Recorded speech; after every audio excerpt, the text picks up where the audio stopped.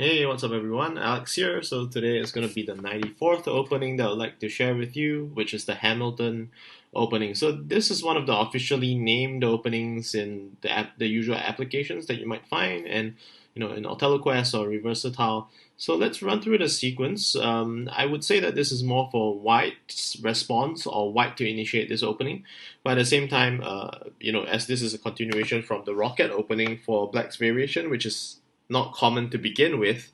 So even a kind of twist or variation to this would probably have an overall very low probability of happening. But in case you're a white diagonal player and you play against a rocket opening, maybe you want to consider this variation. So let's start off with f5, f6, the usual diagonal sequence, e6, d6, followed by c7, which is the rocket opening initiation. And of course, we mentioned in the previous episode that f4 is the lollipop opening that forms the shape that way. And the Hamilton opening is basically a response to c6. So essentially, instead of trying to make use of the typical checkerboarding shape that the lollipop opening offers with f4, you choose between maybe d7 and c6 both are similar in nature, but you choose C6 because it's in the center 16, slightly more centralized shape. So this kind of kicks off the Hamilton opening in terms of the variation. And I would say that if your opponent is playing the Rocket opening and is trying to surprise you, and hoping that you play the typical response to the Lollipop f4, if you play something like c6, it'll probably throw him off a little bit in terms of his comfort zone. So that's probably one of the benefits to it. And of course, your opponent, I think for the first couple of moves may seem still fairly easy because he just needs to jump and centralize over here to e7. And then expect a crossover to f7 and allow a centralization back.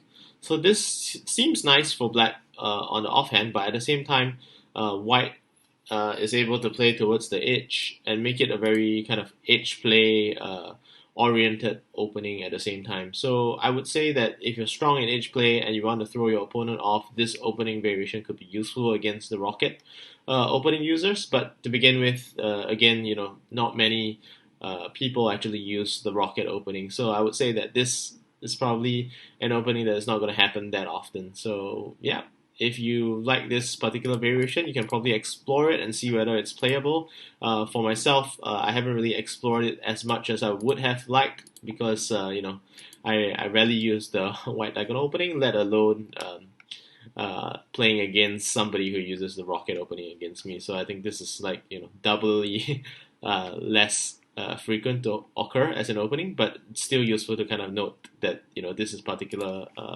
this particular variation is something that is still playable. I think that happened to me more from an opponent's point of view when I played one of the Hong Kong semi-finals against one of the top Hong Kong players. So he's a white diagonal player. I played the Rocket opening, and he did play this Hamilton opening variation. So I think it's not easy to play for both sides, considering you're thrown out of book very much early.